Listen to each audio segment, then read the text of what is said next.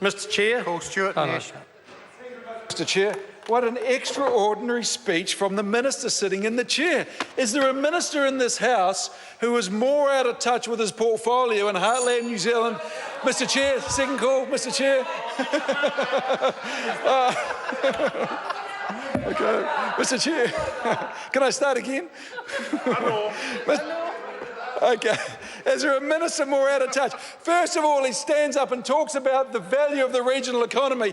Well, those of us who are regional MPs know this. I am sick to death about hearing the regions are failing, because they're not. But regions like Hawke's Bay are doing well in spite of this government.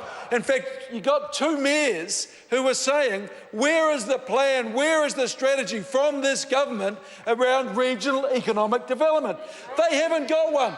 And then we get a minister who stands up and says, you've got to concentrate on primary industries. Really? The thing about primary industries, there are three major variables for success in the primary industries. One, climate. Two, exchange rate. Three, commodity prices. And you know what? We have no ability to control any of those three. So why should we concentrate on an area where we have no ability to control? Sure, I'm the first to admit that primary industries are the backbone of the Hawke's Bay economy. They provide around about 45% of the revenue into Hawke's Bay. It is an incredibly important part of our local economy. But let me inform the minister, there is more to primary industries than red meat and dairying, especially in Hawke's Bay. There is the wine industry, which the Minister of Economic Development had the nerve to stand up and tell this House is doing really well as they whack an excise tax on it. The wineries are so annoyed with this government because they tax them more. These guys can't get a break. The apple industry is finally doing really, really well in Hawke's Bay. But you know what? We do have a problem with labour supply in the regions, and the government's response to this is RSE workers. Now, I have a philosophical problem with the RSE scheme, because what we are doing is we are bringing workers in from overseas when there are a whole lot of unemployed people in Hawke's Bay. Now, the problem with it is we actually need them at this point in time. We need them because getting these unemployed people off the dole into work is proving close to impossible. But what we really would like this government to do, what the industry would like this government to do, is come up with solutions.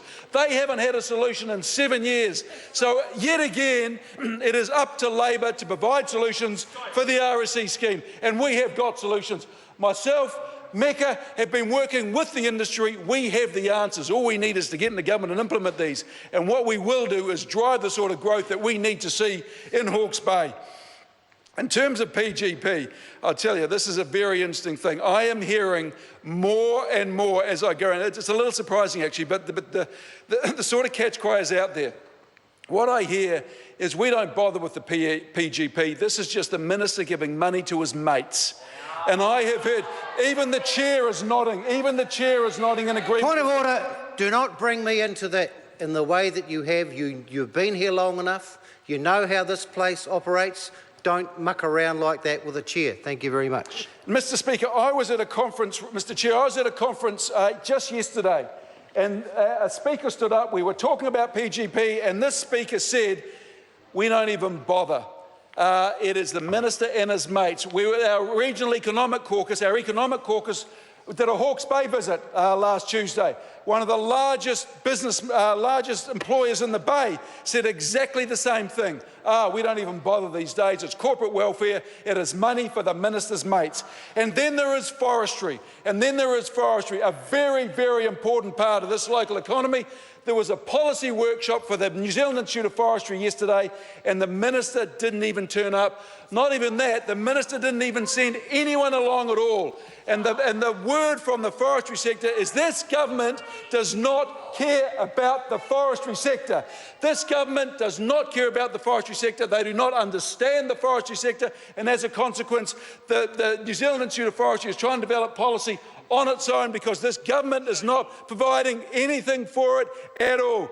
Minister, if you had been there, you would have heard exactly the same as I said. So when I hear about this government talk about the primary industries, all they're talking about is dairy, which they've done nothing about, and red meat.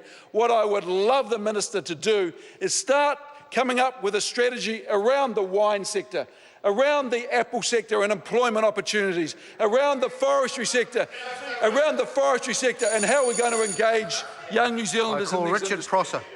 Thank you, Mr. Chair. Please take a